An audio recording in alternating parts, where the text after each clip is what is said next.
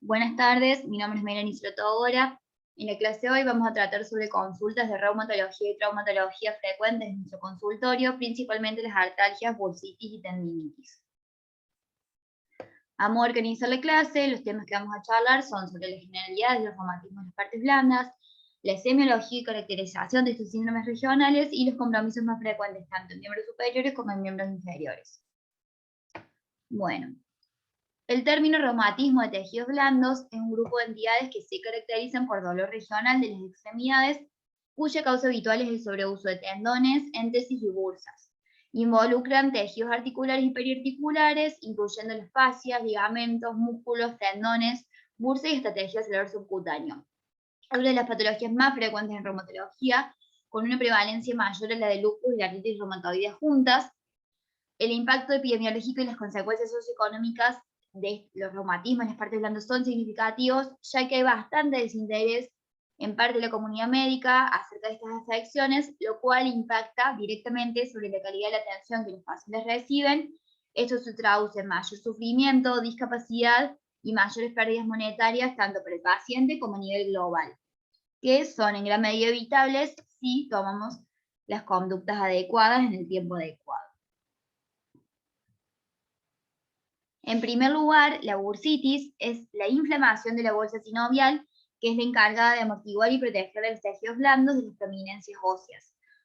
Dentro de las más frecuentes tenemos la subacromial, la trocanteria y la olecraniana, y a su vez se pueden dividir en superficiales o en profundas. El diagnóstico es principalmente clínico, junto con una buena anamnesis y un buen examen físico, y en ciertos casos nos puede valer la ecografía para confirmarlo.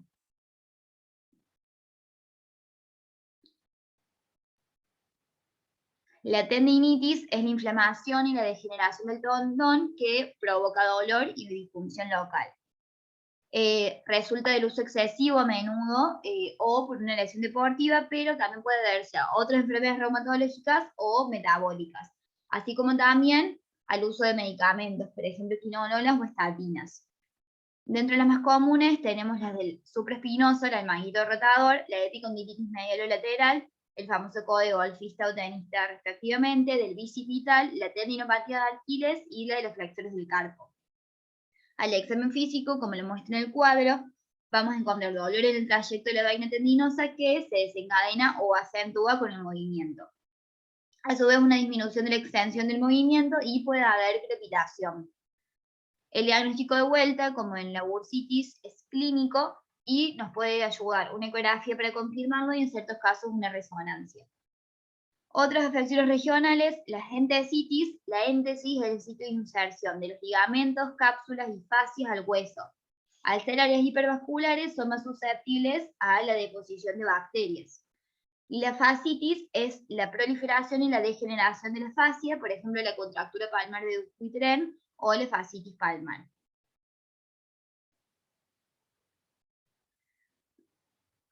Acá un cuadrito de las tendinitis y bursitis según la región afectada. Y para ir adentrándonos más a la clase en sí, la valoración inicial de los síndromes regionales. El objetivo de la valoración musculoesquelética es formular un diagnóstico diferencial para establecer un diagnóstico preciso y un tratamiento oportuno, evitando así el uso excesivo de estudios y tratamientos que no son necesarios. Lo primero que debemos hacer, como siempre, es descartar las urgencias que nos pueden hacer que tomemos una conducta distinta y más rápida, que son, en este caso, la artritis séptica, la artritis por cristales y las fracturas. Y con ello determinar la cronología, determinar la naturaleza del proceso, si es inflamatorio o no inflamatorio, la amplitud de la infección, la localización de los síntomas, considerar con ello los trastornos primarios más comunes y formular un diagnóstico diferencial a lo que estamos pensando. Para todo esto es clave lograr una buena anamnesis y recabar toda la información que se pueda, teniendo en cuenta el perfil del paciente, la edad, el sexo, la raza, la cronología de los síntomas, la magnitud de los síntomas, factores que lo desencadenan, que lo atenúan o lo agravan, una revisión sistémica teniendo en cuenta posibles banderas rojas que pueden aparecer y enfermedades concomitantes que ya tenga el paciente.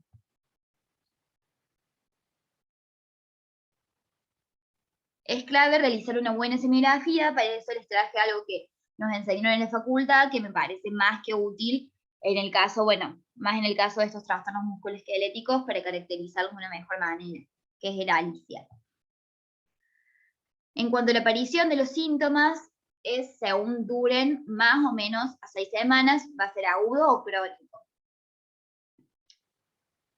En cuanto a la localización, tenemos que ver si es del compartimiento articular o periarticular.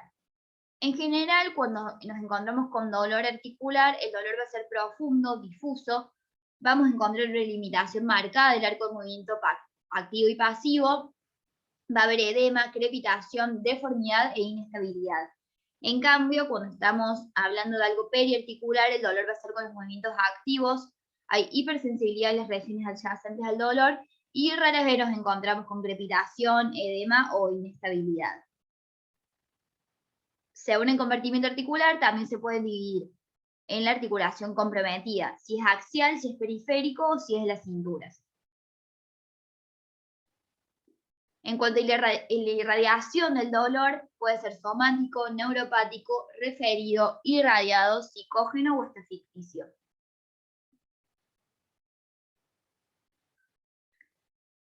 Acá el carácter del dolor, si es inflamatorio o no inflamatorio.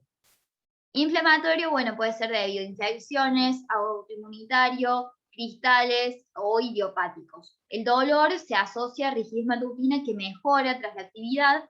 Vamos a encontrarnos con signos de inflamación, vamos a encontrarnos también con síntomas generalizados y en el laboratorio vamos a encontrar aumento de los parámetros inflamatorios. En cambio, en el no inflamatorio, que puede ser debido a traumatismos, neoplasias, sobreuso, el dolor a veces está asociado a la rigidez, que es de corte y duración, no hay tumefacción, se exacerba con la actividad y el laboratorio es normal.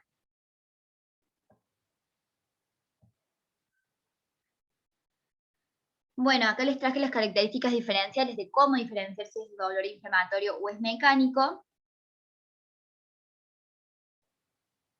que ya todos los conocemos.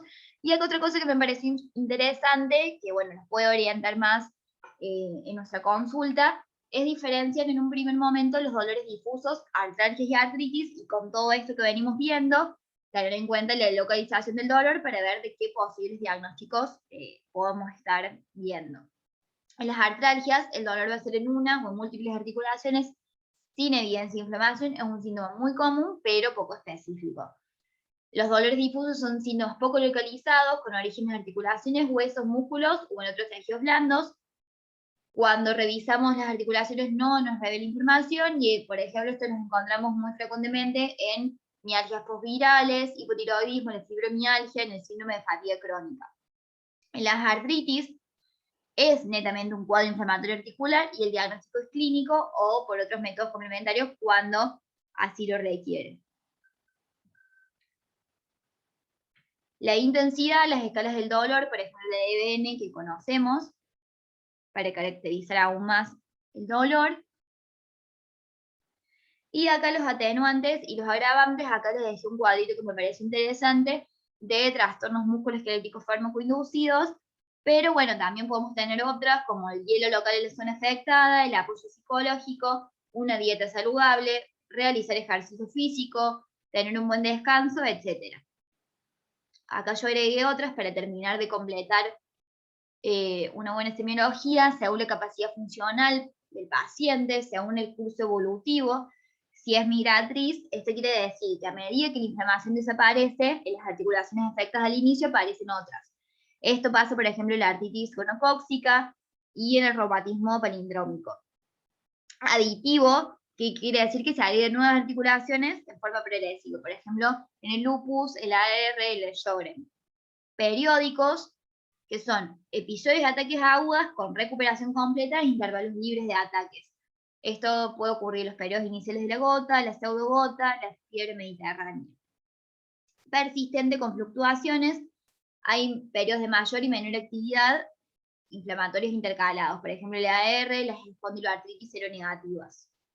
Persistente y progresivo, no existen periodos de menor inflamación, por ejemplo las formas graves de la artritis reumatoidea, y autolimitado desaparece sin daño articular, que lo podemos ver, por ejemplo, con ciertos virus.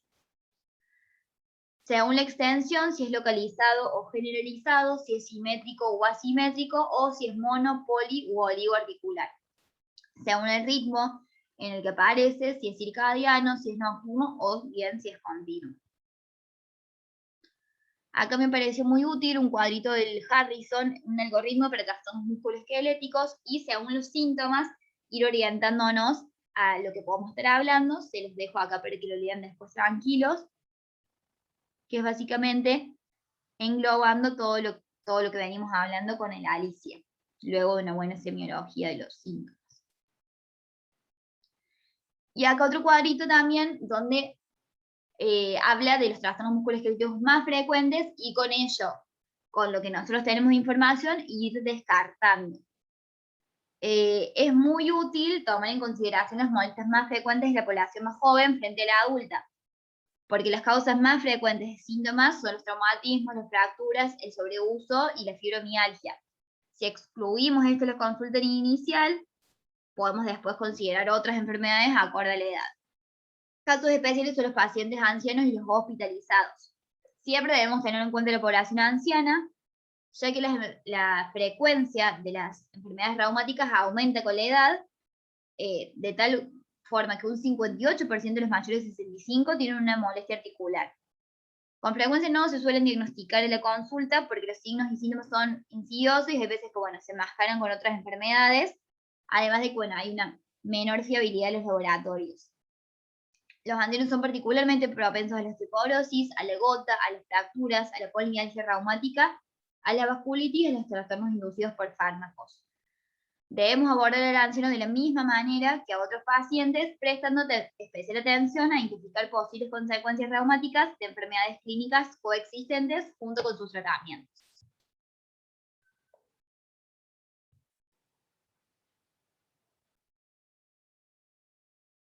Luego de todo esto, llegamos al examen físico. El objetivo es determinar las estructuras afectadas, la magnitud y las consecuencias funcionales, así como también otras manifestaciones generalizadas y extraarticulares.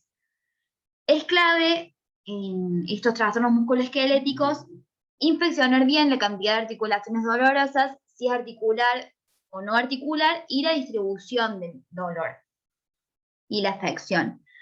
Para ello hay que palpar bien las zonas afectadas, ver bien los arcos de movimientos activos y pasivos, hacer buenas maniobras según lo que estemos pensando y determinar la fuerza muscular.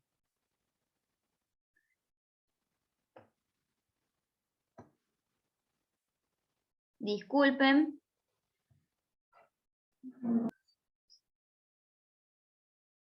Aquí vamos a encontrar, según el territorio afectado, los lugares de afección de la mano y sus posibles asociaciones con diversas enfermedades. Acá, cómo es una buena inspección y palpación de toda la región de la mano, principalmente cómo examinar las articulaciones y palparlas. Dentro de los trastornos musculoesqueléticos de la mano, la tenosinovitis de los flexores, el famoso dedo en resorte, la causa idiopática es la más común, y cuando vemos compromisos de múltiples dedos, generalmente es porque, estamos ante la presencia de una enfermedad sistémica, como lo puede ser la diabetes, la artritis reumatoide, el hipotiroidismo.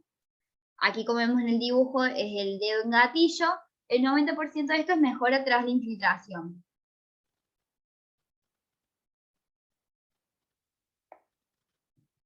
Dentro del compromiso de la muñeca tenemos el famoso síndrome del túnel carpiano, y acá las maniobras para determinar este trastorno. Está la maniobra de Fallen y la prueba de Tinel, así como también la prueba de Finkelstein.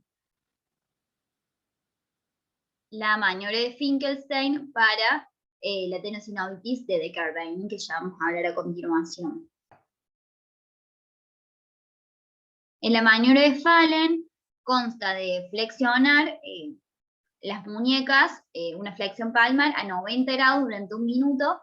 Cuando es positivo, hablamos de que es porque aparece dolor o parestesias en la zona de la inervación del nervio mediano. Y la prueba de Tinel, que en un paciente cuando tiene el síndrome del túnel carpiano, se golpea sobre el nervio, digamos, mediano en la muñeca y eso reproduce dolor o parestesias. Proximal o distal al sitio de la compresión.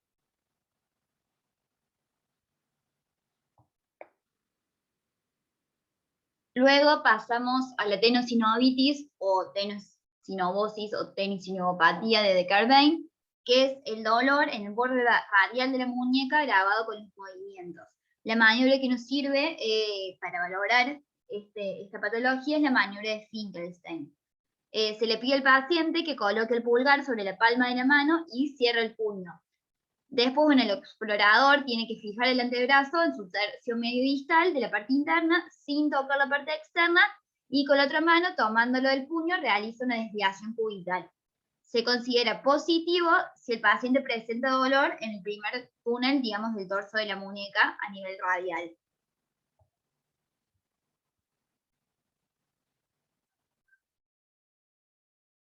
Dentro de los reumatismos de las partes blandas con compromiso en el codo, encontramos la epicondilitis, el codo de tenista, la epidrocleitis, el codo de golfista y la bursitis olecraniana.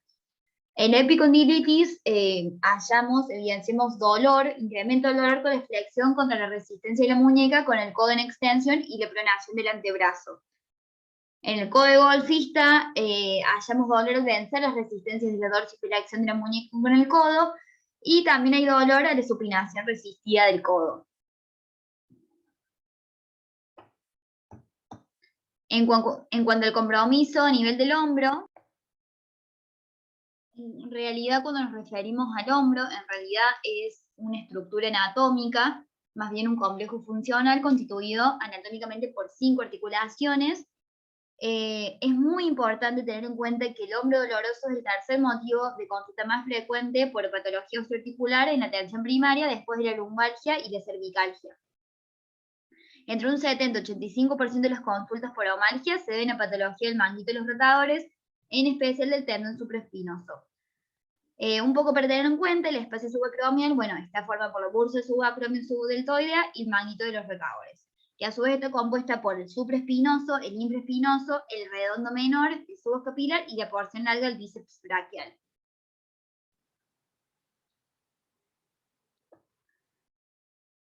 Como recién estuvimos hablando, las causas más frecuentes son por la tendinitis del manguito de los rotadores, como ya dijimos, el supraespinoso es el más frecuente, y después el bicipital.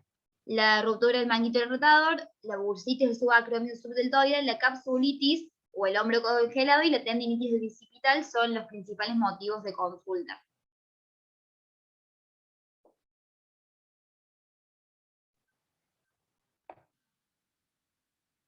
Bueno, acá les dejo una imagen con los movimientos, con los arcos de movimientos posibles según las articulaciones y los músculos de los que estemos hablando.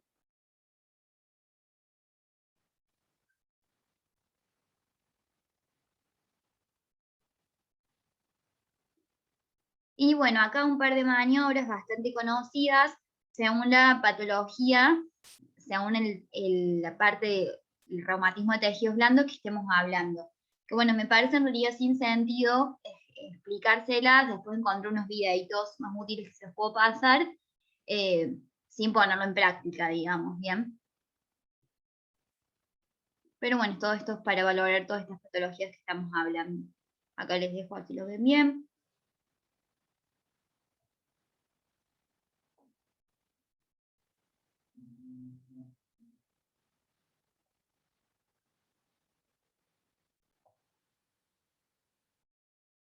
Por ejemplo, si tenemos disminución del rango de movimiento articular activo con disminución del movimiento articular pasivo, podemos estar hablando, por ejemplo, de artritis, capsulitis, bursitis. En una disminución de la abducción, nos podemos estar encontrando con una bursitis, y si el rango de movimiento articular activo está disminuido junto con el rango de movimiento articular pasivo normal, probablemente estemos ante una lesión del manguito del rotador. Acá le puse, bueno, otras causas extrínsecas del dolor de hombro que nos podemos topar en la consulta o en la guardia. Y llegamos a los compromisos más frecuentes de los miembros inferiores. encontramos la bursitis trochanteria, que es una patología del tendón glúteo medio. En realidad la bursa no se afecta frecuentemente. Los factores que le predisponen son la asimetría de los miembros inferiores, la contractura del bándilo tibial, la artrosis de cadera y la espondilosis lumbar. Y la pata de ganso, la bursitis anserina, que es una causa de frecuente dolor interno de rodilla y no hay verdadera bursa afectada. Factores que lo predisponen son la diabetes, la obesidad, etc.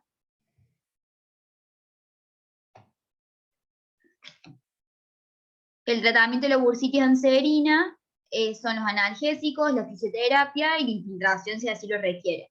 Y además, control de la enfermedad de base si está presente.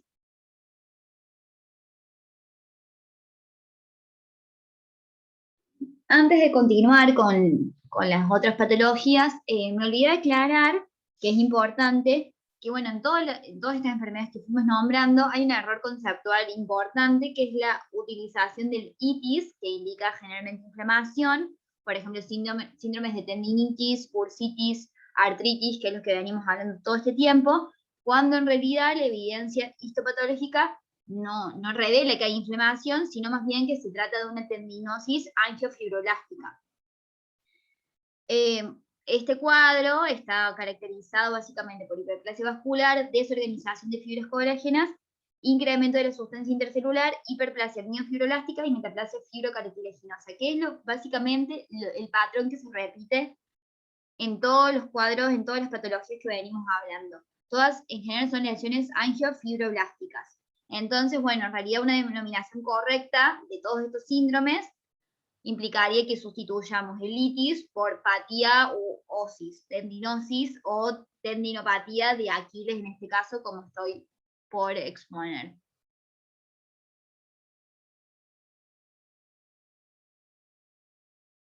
La tendinopatía de Aquiles es la causa más frecuente de talargia posterior. Se asocia en citis, bursitis retrocliniana y fascitis plantar, particularmente en pacientes con enfermedades seronegativas. Puede estar asociado al uso de quinolonas o corticoides, y si bien la ruptura total es fácil de diagnosticar, en rupturas parciales puede verse debilidad de la dorsiflexión y mala respuesta al tratamiento conservador. La fascitis plantar es una causa común de talalgia plantar.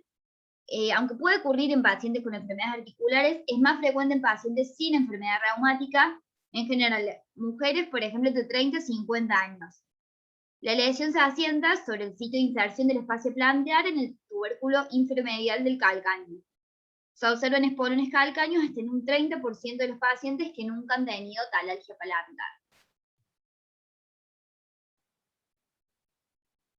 Un poco para ir finalizando el tratamiento de estos síndromes regionales, la secuencia terapéutica habitual en estos reumatismos comprende inicialmente la supresión o modificación de los factores causales, el uso de los antiinflamatorios y la fisioterapia en casos rebeldes y reacios a estas terapias, la inyección local con glucocorticoides o la cirugía, el tratamiento quirúrgico en última instancia. Algunos tips que me parecieron útiles: excluir en un primer paso una enfermedad sistémica, excluir una infección, en particular bursitis sépticas o celulitis, enseñar al paciente a reconocer los factores que agraven o causan recurrencias de los síntomas, e instruir al paciente las maniobras de autoayuda que puede realizarlo a diario como ejercicio para mantener un rango de movilidad articular. Son patologías bastante frecuentes, dentro de todo fáciles de diagnosticar y con tratamientos de bajo costo. Como conclusión, la semiografía ordenada y detallada del dolor osteoarticular permite diferenciar distintos patrones articulares, y esto permite una aproximación diagnóstica más precisa, evitando solicitar indiscriminadamente estudios complementarios. Bueno, muchas gracias.